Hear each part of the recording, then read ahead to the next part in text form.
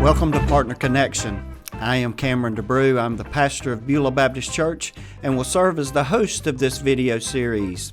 Partner Connection is a platform where we can connect with our many ministry partners around the world and here at home so that they can share ministry updates, personal stories, and prayer requests. Thank you for watching and thank you for your faithfulness in partnering with God's people to grow His kingdom. I hope you enjoy this episode of Partner Connection.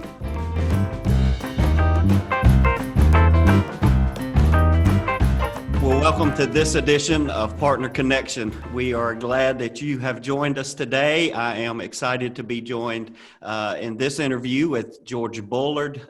George is the director of the Columbia Baptist Metro Association. I may have said some of that wrong, George. We used to call your position the director of missions, I believe.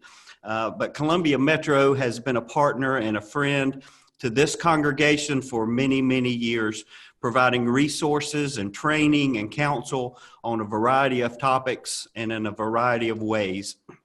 And unlike most of our ministry partners, where we come alongside of them to aid in their individual ministries, Columbia Metro actually comes alongside of us to help us fulfill the calling that God has given to this congregation.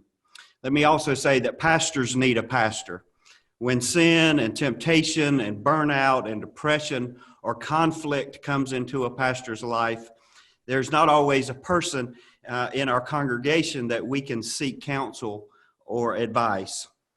And so that is who George is. He is a pastor to pastors. He is an encourager to pastors, and he is a friend to pastors, including this pastor. So George, thank you so much for joining us today.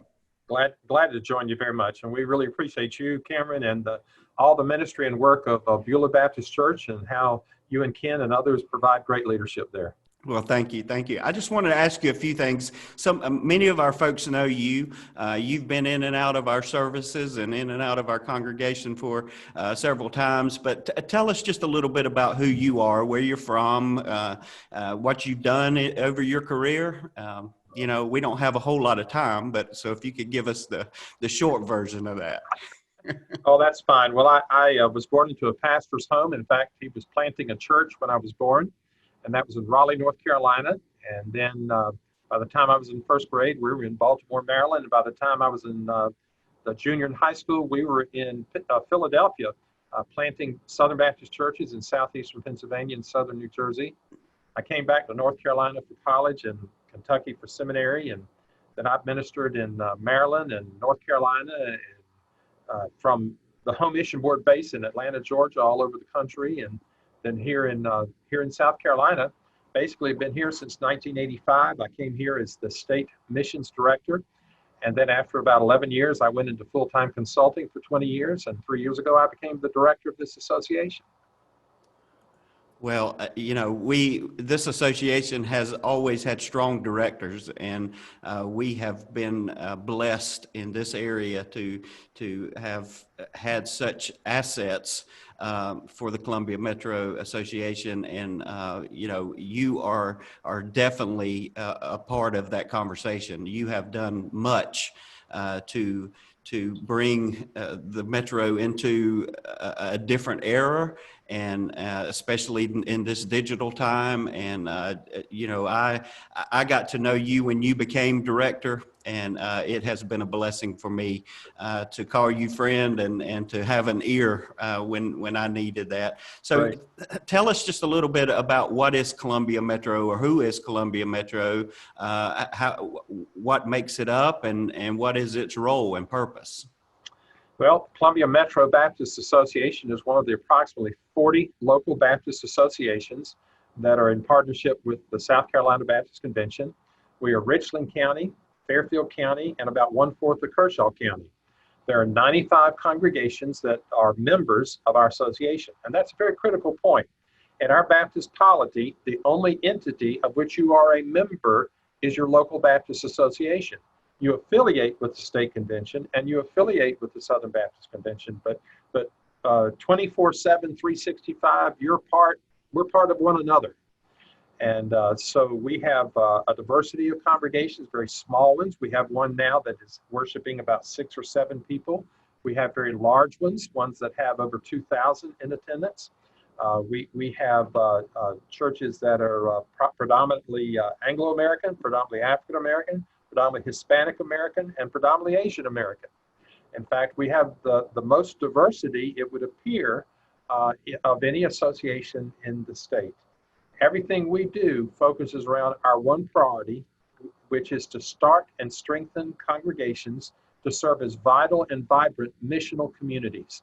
And so it is not about the idea that you go to the association, because the association is not something you go to. It's not a building. It's not an organization. The churches are the association. And so we only have worth and value if we are serving churches and coming alongside them, as you said. Yes. And, one thing that I want to be sure that our congregation understands is sometimes we think of this leadership as being from the top down. So the Southern Baptist Convention, and then the state convention, and then the association, and then the church, when actually in Southern Baptist world, that is flipped upside down.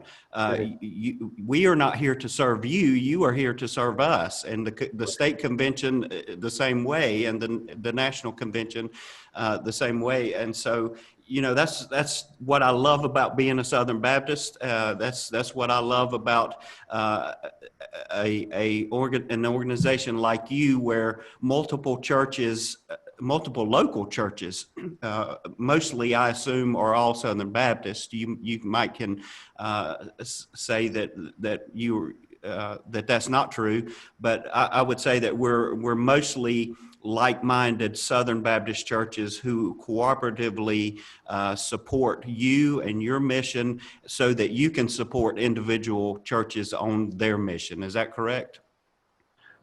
That is correct. Yeah, to a great degree, one of the things we do have to remember is that because the local association is family, lots of times there are congregations that affiliate with us as a family who are may be affiliated also, or they join us as a family. They may be affiliated with the State Convention, Southern Baptist Convention, but they may also have other affiliations. We actually have churches who are affiliated with 6 different national denominations. You can imagine there are multiple National Baptists, which are predominantly black churches around, and then we have several other denominations that people relate to, but they see the relationship with us as a Baptist entity affiliated with the South Carolina Baptist Convention, Southern Baptist Convention as their primary relationship. So tell us what kind of, specifically, what kind of things do you do primarily for churches? Well, primarily for churches, because of our one priority, we are interested in doing anything and everything that we can do that a local church wants us to do, because it's all voluntary, to help them to grow numerically, to grow deeper spiritually, to grow broader in terms of missional engagement. We're wanting to help them look at their church, to assess it from time to time, look at their community, to assess it from time to time. We want to make them aware of new ministry opportunities that are out there. Kathy Locklear, who works on our staff in the whole area of community impact, is always talking to churches about hunger ministry, and we carry on a very significant hunger ministry to resource our churches. And maybe I should stop and say that's a very critical point. One of the things that I've tried to do distinctively is that we have tried not to continue to encourage associational-led projects that churches come to. Except some essential ones. There are some essential ones, like the State Fair Ministry, which won't get to happen this year. The Women's Prison Picnic, which won't get to happen this year. The COVID-19 has upset a lot of things. But we would prefer to say we're trying to help as many of our 95 churches as want to be involved in hunger ministry. And we provide resources and training and that kind of thing. We have the block party trailer that has totally been renovated inside and is getting ready to be resealed and repainted outside, that churches can use for community events, and through the rest of this year, it's available for free. We are getting ready to announce in September, I feel sure it will happen, a congregational grant program that if a congregation is trying a new initiative and maybe it's got $500 or $1,000 put into it, we'll put another $500 or $1,000 into it, as long as it's approved by our visionary leadership community, and help you and empower you to do those kinds of things. We also, as you've indicated, are trying to provide support for pastors. One of the things that I started new the beginning of this year were these roundtable luncheons with pastors and staff members, and you attended one. And then COVID-19 hit, and we haven't been able to have those. I hope that churches feel, and I think they do, that we really try to provide as much information as possible for our churches and how to respond to COVID-19, how to go virtual, when to open, when not to open, and how to handle different situations. Yeah, and so we have been the benefactor of a lot of that stuff that you've mentioned. And unfortunately, and this, I'll take the blame for this, and I'll blame pastors all around our metro area. Sometimes the help that you give and the services that you provide don't get past us or the leadership. Right. So, it's not that we call you in to a congregational meeting necessarily for a lot of things. We have enjoyed the block trailer on several occasions and been able to go to apartment complexes and things and have a block party and use that. We have a food pantry, and Kathy has been great in helping us over the years establish that and to keep that going. We have also, some of the things that we have benefited from, sometimes if there's congregational conflict, if there's leadership conflict, if there's other things like that, that is a place where the association has been a great benefit to this church over the years. Also helping formulate documents, whether those are vision documents or constitutions or other things like that. There's just so much that you guys have provided to this local congregation, and as well as many others that if nothing else, just a phone call to you to say, hey, this is what we're doing. Can you recommend some people who can help us with this? Sure. You brought up COVID-19, and I know that has thrown the whole world into a tailspin here. I've got two questions I want to ask you. First, let me just say I appreciate what you have done. So this is me letting our congregation know just how much you have resourced pastors in the Columbia Metro during this time. You have offered grants to small churches that needed equipment. You've offered so much advice every week. You offered those roundtables continued just on Zoom, where all these pastors were coming together and we were all in the same boat trying to paddle the same direction. And so we've had to learn to do a lot of things. And Georgia, I appreciate so much you investing so much time and so much energy and making that a priority to help us through these times, because as you know, this was not a class we took in seminary. Right. We are all learning to do this and still continue to learn as we've regathered. So let me ask you just two questions about COVID. How has it changed what you do, and how has it changed the church for the future? In terms of what I've done, it's like the church. Most everything I do is virtual. I spend 80% of my time in my home office, and there are some face-to-face meetings we're doing, but we're all seeking to be careful. Myself, I turned 70 last month, and so I'm in that vulnerable age category. And so I'm trying to be careful about how many face-to-face meetings I do and what the mask protocol is and that kind of thing. I think that COVID-19 has given not something we would have hoped for, but it has given churches an open door of a new opportunity to rethink everything that they do, to be sure that it is effective, it is focused on the Great Commission and the spirit of the Great Commandment, and also it's taught churches new skills, but it's also given us new challenges about how we maintain community within the life and ministry of our congregations. And of course, as we know, we're not out of this yet. There are different rounds of this that may happen, and I was on the phone with a pastor right before this our time right now together, and he was talking about. He said, "Well, I've heard you talk about the Ides of March, not until the 15th of March, which will be the 1-year anniversary will things really clear up? And then maybe it's next June before things will level out.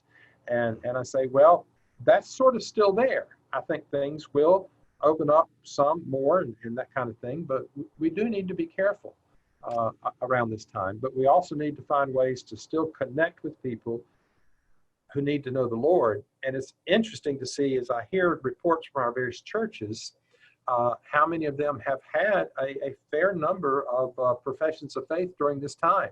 Some from the people they have connected with virtually.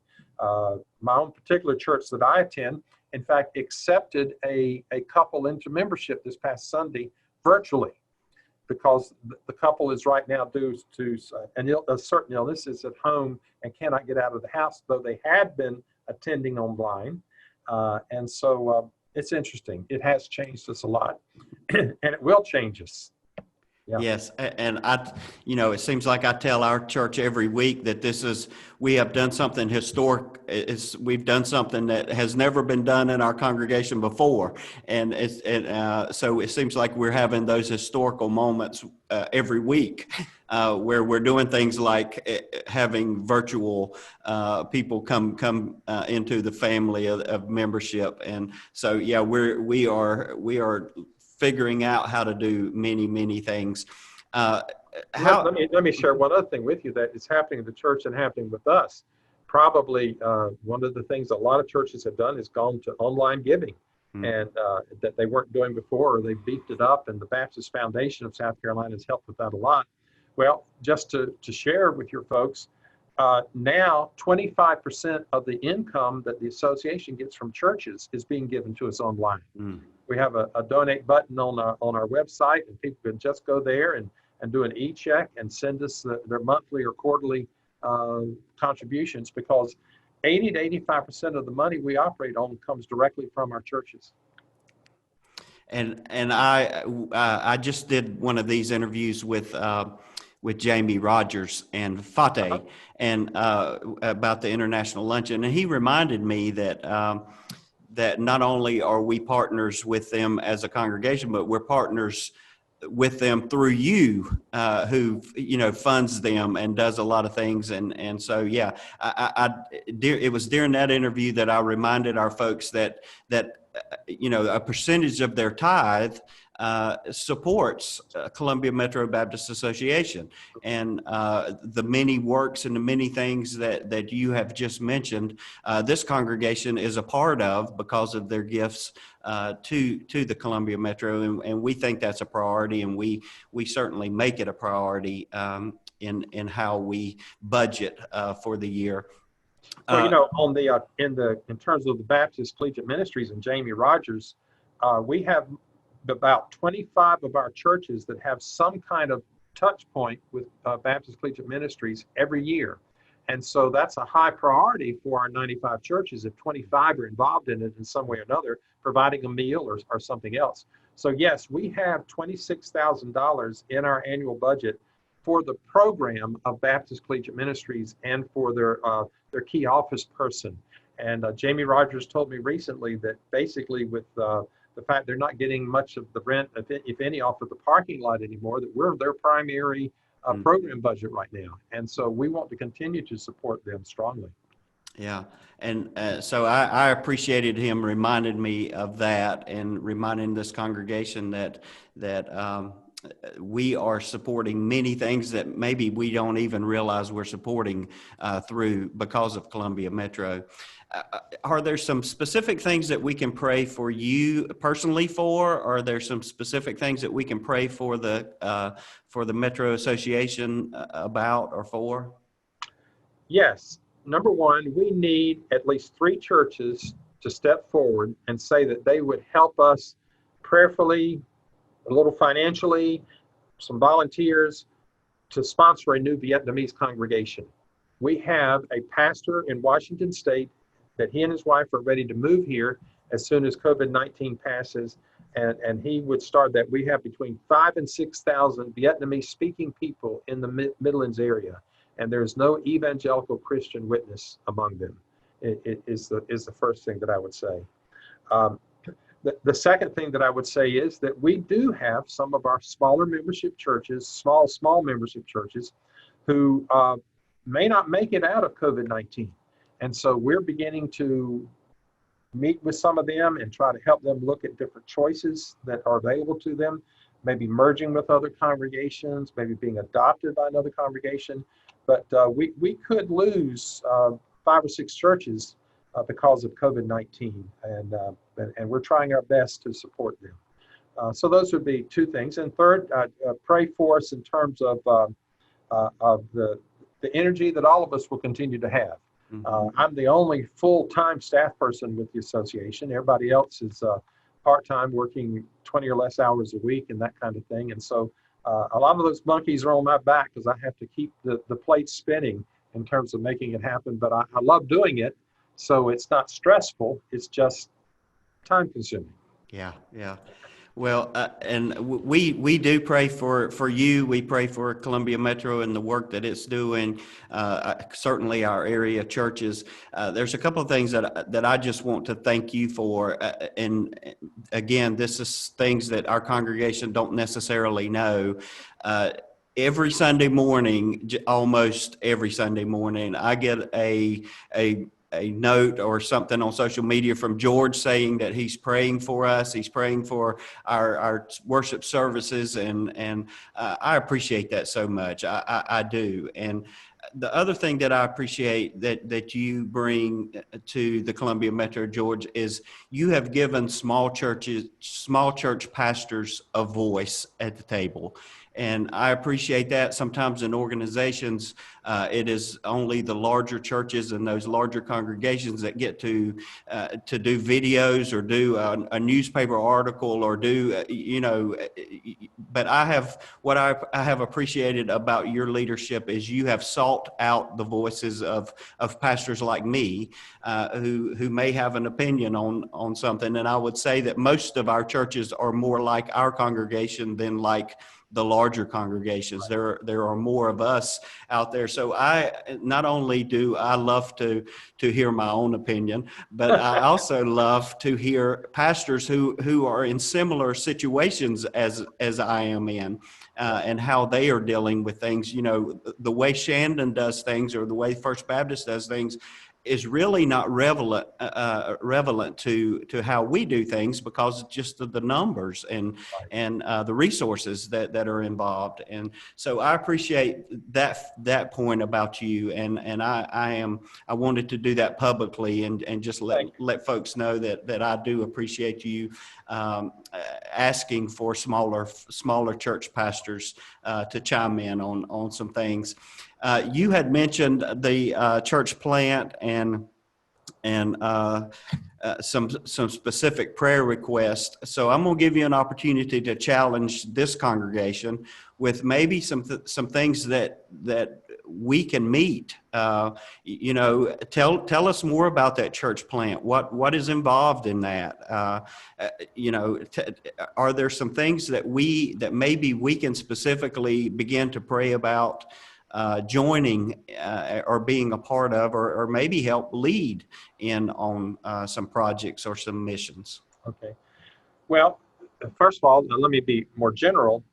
There are 15 different non-English language fellowship associations within the Midlands area. In other words, 15 different language groups. I'm not talking about Christian ones. I'm just talking about cultural ones. And so one of our long-term goals is to be sure that there is an evangelical Christian witness, a congregation among all 15 of those. In the last year, we have started a Haitian congregation, and we're hoping to start a Vietnamese congregation this year.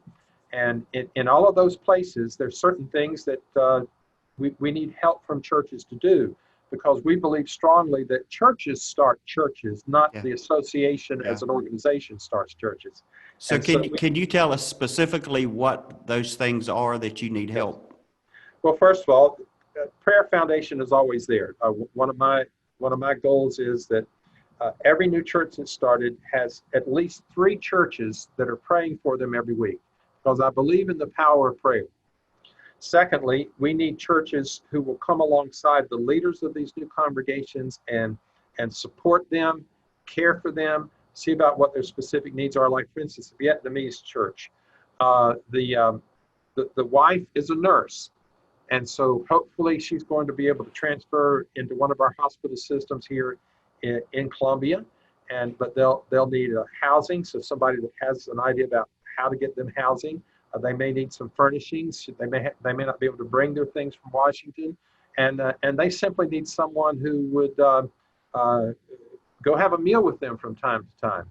Then once they get started with the Vietnamese community, sometimes they need missionaries who would say, for 6 months, I'm going to attend that church every Sunday, and it may not necessarily meet at the same time Beulah is meeting, because they need other people to do some of the logistics, like setting up and taking down, keeping the nursery and stuff like that, so that all of their adults can be in worship together and fellowship. Because since we don't speak Vietnamese, we can't be that witness to other people, but we can provide some of the support services for them in terms of what's happening. We need pastors like you who come alongside this pastor and mentor him in terms of how his ministry is going. Often, maybe they're moving into a place where they need construction workers, people who do basics, minor little construction, repair work around their own house, who go in there and help retrofit the space they're meeting in. In fact, hey, let me go off to the side now. We've got a church right now, one of our smaller membership churches, that needs a work crew from a church to go in and move a wall. And so that's a current need right now in one of our existing churches in our association. So that's some of the things. Yeah, and so I appreciate that, and maybe you and I need to have lunch sometime because every time we have lunch, you always buy. So I'm always glad to have lunch with you. But Beulah, we are not necessarily in the city, and so some of us, some look at us as being a little too far out, but we do have space. We have some great space for a church start. If they wanted to begin here, and that is certainly something that we can do. We can certainly pledge to pray for these congregations. So maybe you and I need to get together and we can talk about these things a little bit more. Sounds good. So, George, I appreciate you so much. I appreciate the work of Columbia Metro Baptist Association. I appreciate just your friendship to this congregation. And you're welcome here anytime. And we are praying for you and praying God's guidance and wisdom in the weeks and the months and the years ahead. So God bless you. Thank you for joining us. Thank you. God bless you. And thank you for joining us for this episode of Partner Connection.